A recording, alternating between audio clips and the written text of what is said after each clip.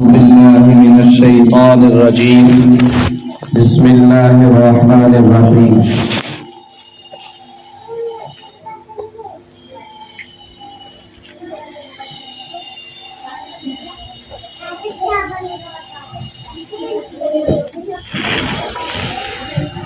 يا أيها النبي قل لأزواجك وبناتك ونساء المؤمنين يدنين عليهن من جلابيبهن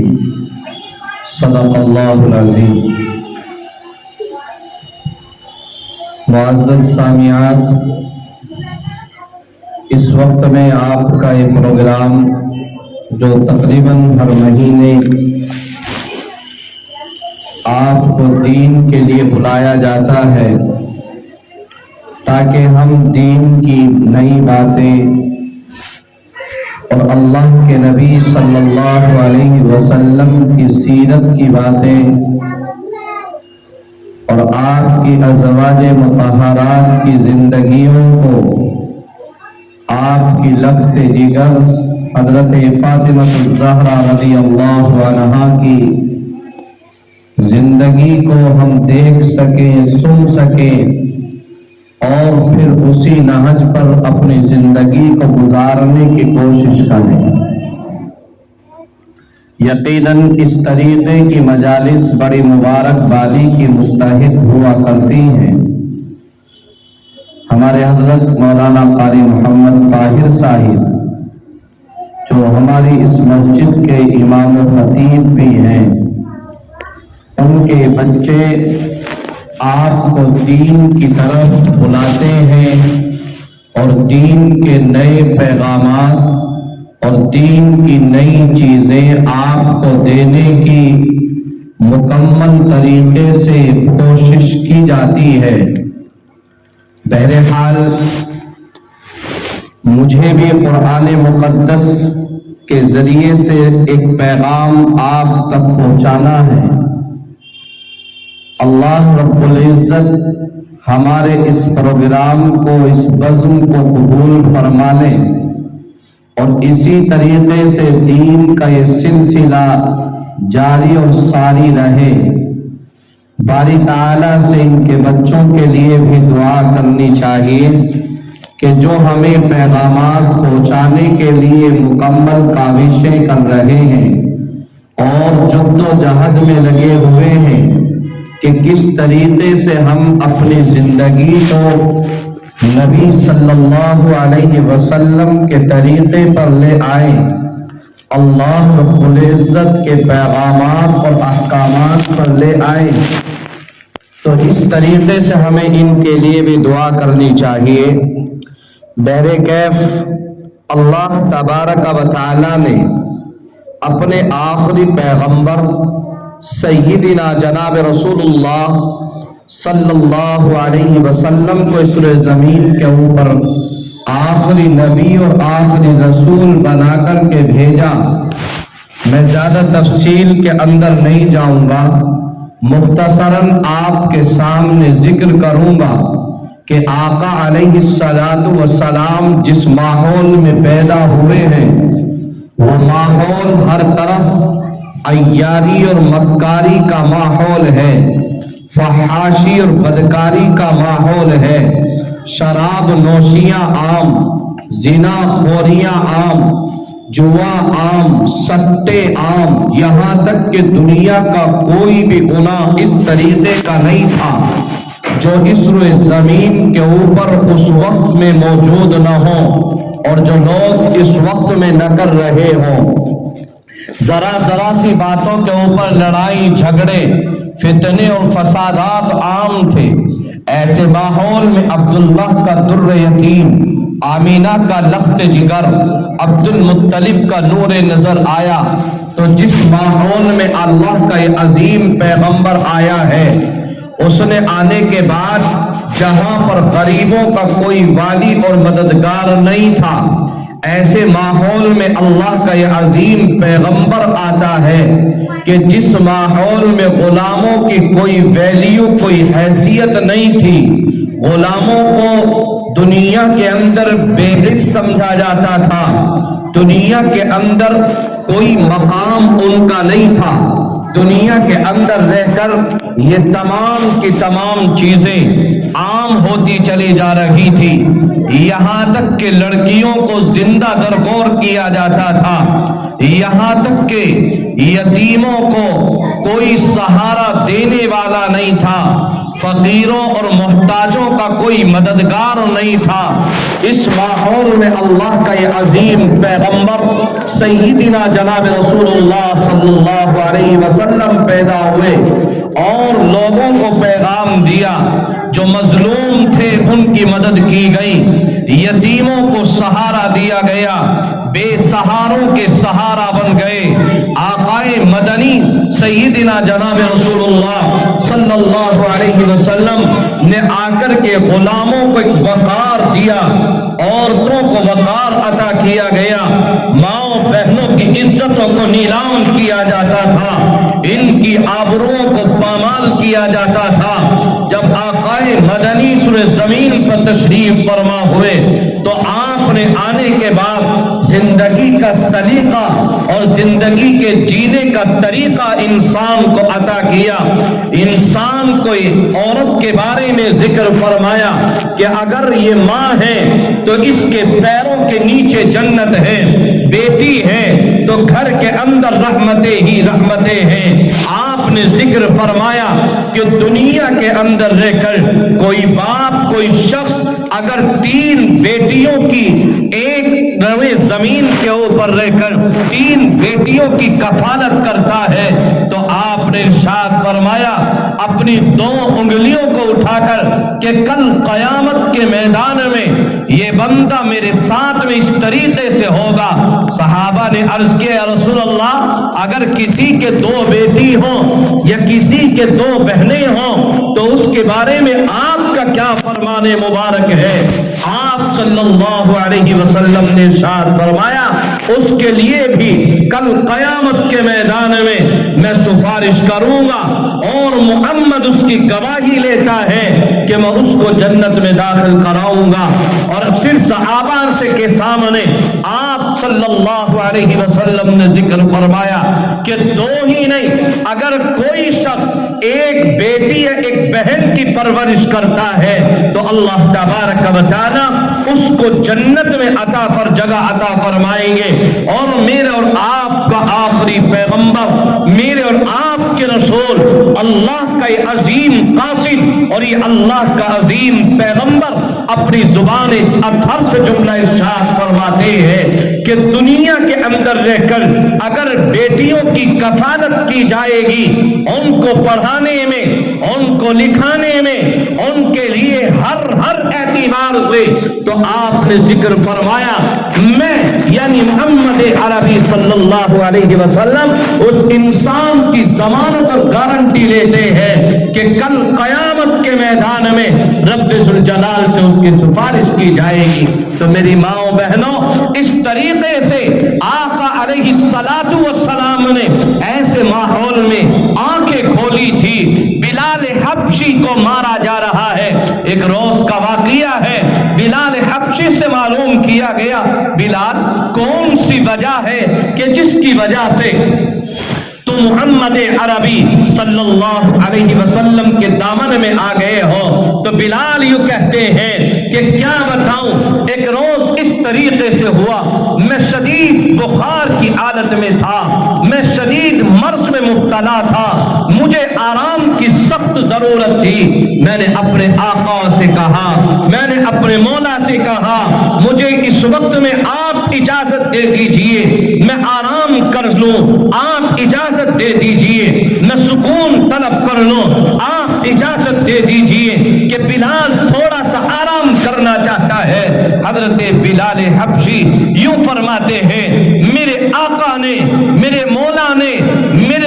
مجھے ٹھٹکار دیا اور میرے اوپر، میری پیٹھ کے اوپر لات مار کر کے کہا مجھے اس چیز کی ضرورت ہے کہ تو اتنا ستو پیس کر کے لے کر کے آ۔ یہاں میں اس چیز کی تمنا کر رہا تھا کہ کاش مجھے بھی تھوڑا سا سکون مل جائے، مجھے بھی تھوڑا سا اطمینان مل جائے۔ لیکن اللہ کا یہ عظیم پیغمبر سیدنا جناب رسول اللہ صلی اللہ علیہ وسلم کو میں دیکھتا ہوں، ایک نوجوان شخص آ رہا ہے، میری آنکھوں سے آنسو کے قطرات بہ رہے ہیں، میں اپنے مالک کے گھر سے باہر نکلا ہوں اور ادھر سے نوجوان آیا اور مجھ سے معلوم کیا، بھائی کیا بات ہے، کیوں رو رہے ہو، وجہ کیا ہے؟ میں نے کہا اس دنیا کے اندر کون ہے غریبوں کا والی، کون ہے غلاموں کا ہمدرد اور غلاموں کا مسیحا،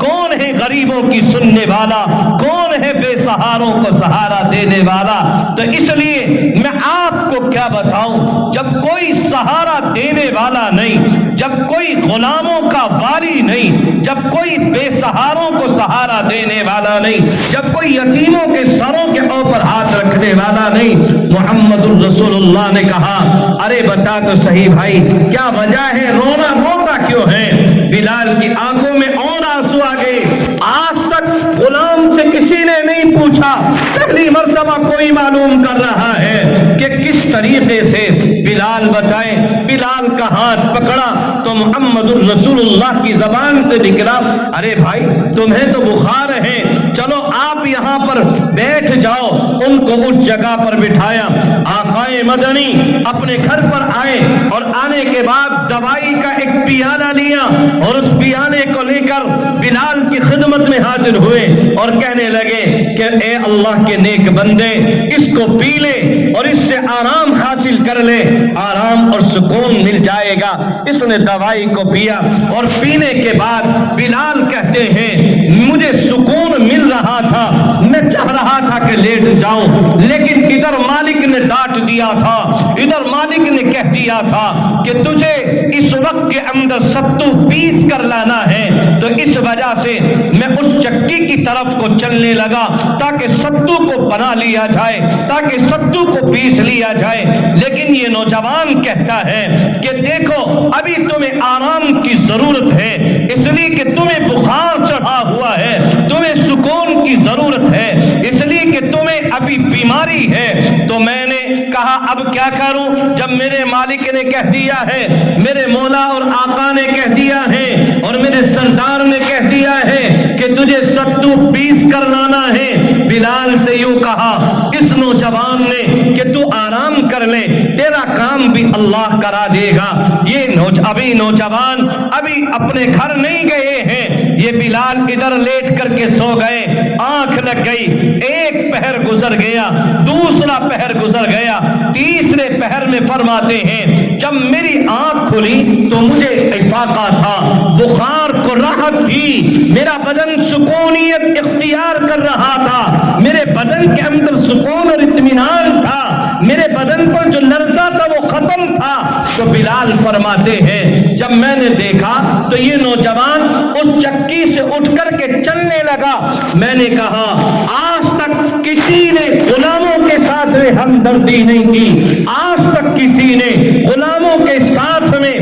جو احسان کا معاملہ نہیں کیا، آج تک میں دیکھتا ہوں بے سہاروں کو سہارا نہیں دیا گیا، آج تک کوئی بھی شخص یتیموں کا والی اور مددگار نہیں ہوا، اس نے اپنے سر کے اوپر ہاتھ، کسی نے اپنے سر کے اوپر ہاتھ کو نہ رکھا نہ رکھوایا۔ تو آقا مدنی سے یوں کہا ارے اللہ کے نیک بندے مجھے یہ تو بتا دے کہ تو آنے والا کون ہے، اپنا نام تو بتا دے۔ محمد الرسول اللہ صلی اللہ علیہ وسلم کی زبان سے جملہ نکلا، آپ نے ارشاد فرمایا مجھے ہی لوگ محمد الرسول اللہ سب کہیں صلی اللہ علیہ وسلم کہتے ہیں۔ اس طریقے سے آقا علیہ السلام بے سہاروں کے سہارا بن گئے، اس طریقے سے آقا علیہ السلام نے غلاموں کے بارے میں اور غلاموں کی ہمدردی کی۔ آج بھی دنیا کے اندر مظلوم کے اوپر اگر کوئی ظلم کر رہا ہے تو آج بھی مسلمان چاہتا ہے، اس لیے کہ نبی کی سیرت ہے کہ مظلوموں کے ساتھ ہمدردی کا معاملہ کیا جائے اور مظلوموں کے ساتھ میں کھڑا ہویا جائے اور ظلم کے خلاف اور ظالم کے خلاف کھڑا ہو۔ آج بھی نبی صلی اللہ علیہ وسلم کی سیرت، آپ کا سنت، آپ کا طریقہ یہی ہے۔ اس لیے آج میری ماں اور بہنوں، ہماری زندگی سے یہ سنت نکلتی چلی جا رہی ہے کہ ایک دوسرے کا ہمیں معاون اور مددگار ہونا چاہیے، ایک دوسرے کا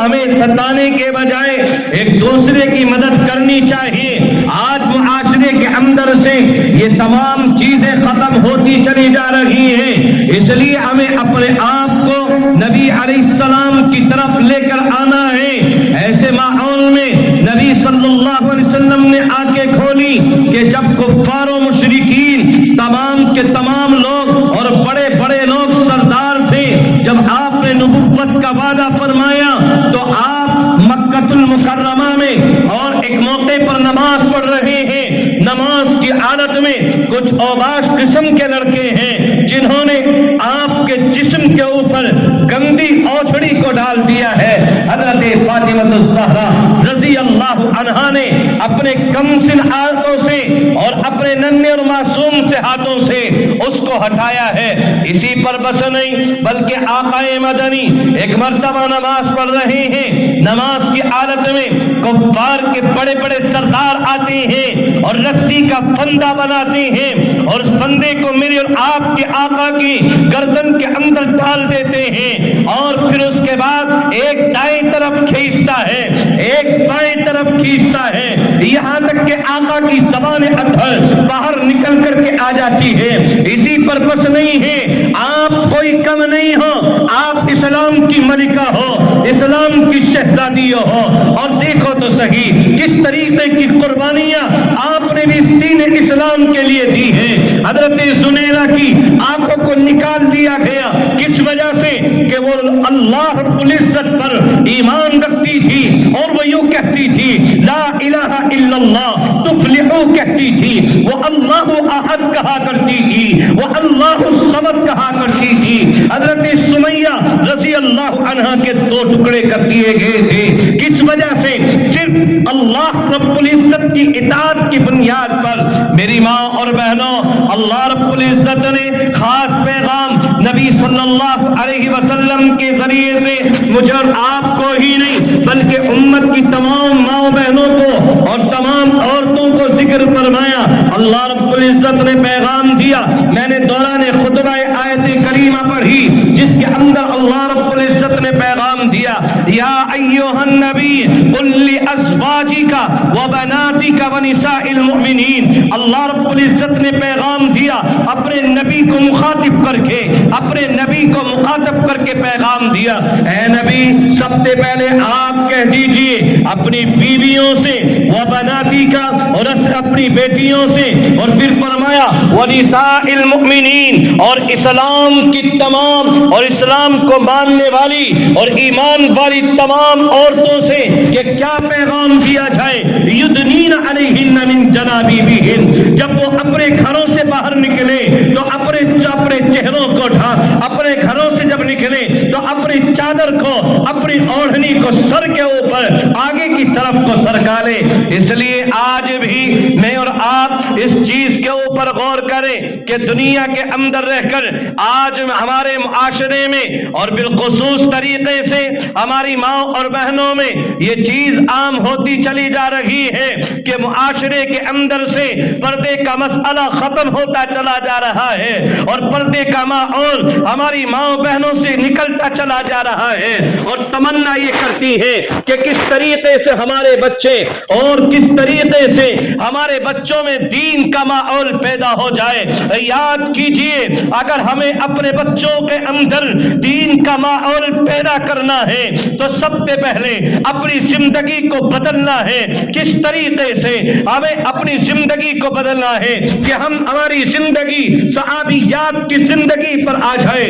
ہماری زندگی فاطمۃ الزہرا کے نقش قدم پر آ جائے، ہماری زندگی عائشہ کے قدموں کے اوپر آ جائے، کس طریقے سے صفیہ کے اوپر آ جائے، حضرت رقیہ رضی اللہ عنہا کے سیرت ہماری زندگی میں آ جائے، وہی سیرت ہماری زندگی میں آئے گی تو دنیا کے اندر بھی اور آخرت میں بھی ہم کامیاب ہوں گے۔ اسی لیے اللہ رب العزت نے پیغام دیا، آج ماں اور بہنوں یاد رکھو، اگر معاشرے کے اندر اور ہمارے گھروں کے اندر اگر ایک دن راشن کم ہو جائے تو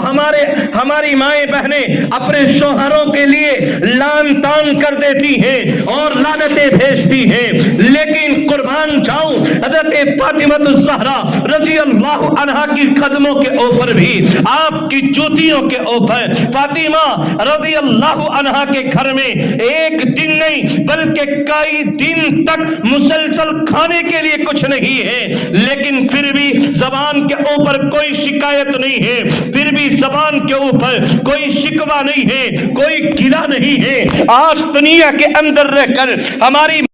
ہاں تو کئی دن پہلے کا مسئلہ ہے، حضرت فاطمہ کے گھر پر اللہ کا عظیم پیغمبر جاتا ہے، فاطمہ کہتی ہے اور رو کر کے عرض کرتی ہے، یا رسول اللہ 3 دن گزر گئے، فاطمہ کے گھر پر آج 3 دن کے اندر کوئی لقمہ کوئی چولہا فاطمہ کے گھر کا نہیں جلا ہے۔ حضرت فاطمۃ الزہرا یہ شکوہ شکایت آپ صلی اللہ علیہ وسلم سے کرتی ہیں، آپ کی لخت جگر ہے۔ حضرت فاطمۃ الزہرا آپ صلی اللہ علیہ وسلم یوں بیان کرتے ہیں کہ اے فاطمہ تجھے 3 دن ہو گئے لیکن تیرا باپ محمد الرسول اللہ کے گھر میں 7 دن گزر گئے، کوئی کھانے کا لقمہ نہیں ہے۔ اگر یاد کرو اسی سیرت پر اپنی زندگی کو لے کر کے آؤ، اسی سنت پر اپنی زندگی کو لے کر کے آؤ، اسی طریقے پر اپنی زندگی کو لے کر کے آؤ۔ اس لیے صبر کرو، دنیا کے اندر چند روزہ زندگی ہے، یہ زندگی ختم ہو جائے گی، یہ زندگی ختم ہو جائے گی، ایک دن وہ آئے گا کہ ہمیں کوئی یاد کرنے والا بھی نہیں ہوگا، اس وقت کے اندر ہم کیا کہیں گے؟ اس لیے میں اپنی ماں بہنوں سے آخر میں یہ گزارش کر کے اپنی بات کو ختم کرتا ہوں کہ دنیا کے اندر اللہ تبارک و تعالیٰ نے جو ہمیں موقع دیا ہے، اس موقع کو غنیمت سمجھنا چاہیے اور اللہ رب العزت کے احکامات پر اپنی زندگی کو لگانا چاہیے تاکہ دنیا کے اندر رہ کر ہم اللہ رب العزت کی فرما بردار بن جائیں، اللہ رب العزت کی اطاعت کریں گے تو دنیا اور آخرت میں کامیاب ہوں گے۔ اسی لیے اللہ نے پیغام دیا، فمن زحزح عن النار وادخل الجنت فقد فاز۔ دنیا کے اندر کامیابی یہ نہیں کہ تم مال و متاع میں الجھ جاؤ، دنیا کے اندر کامیابی یہ نہیں کہ تم بینک کو بیلنس کو بڑھا لو، دنیا کے اندر کامیابی یہ نہیں کہ دنیا کے اعتبار سے تم مالدار بن جاؤ، بلکہ کامیابی اس چیز کے اندر ہے کہ تم دنیا کے اندر رہ کر اپنا ٹھکانہ جہنم سے کٹا لو اور اپنا داخلہ جنت کے اندر کرا لو۔ یہ کامیابی دنیا اور آخرت کے اندر ہے۔ وقت اس چیز کی اجازت نہیں دیتا کہ آگے گفتگو کی جائے، انشاءاللہ پھر کبھی موقع ملے گا تو گفتگو کی جائے گی۔ باری تعالی اس وقت میں جو باتیں کہی گئی سنی گئی، ہم سب کو کہنے سننے سے زیادہ عمل کی توفیق عطا فرما دے۔ وآخر دعوانا ان الحمدللہ رب العالمین۔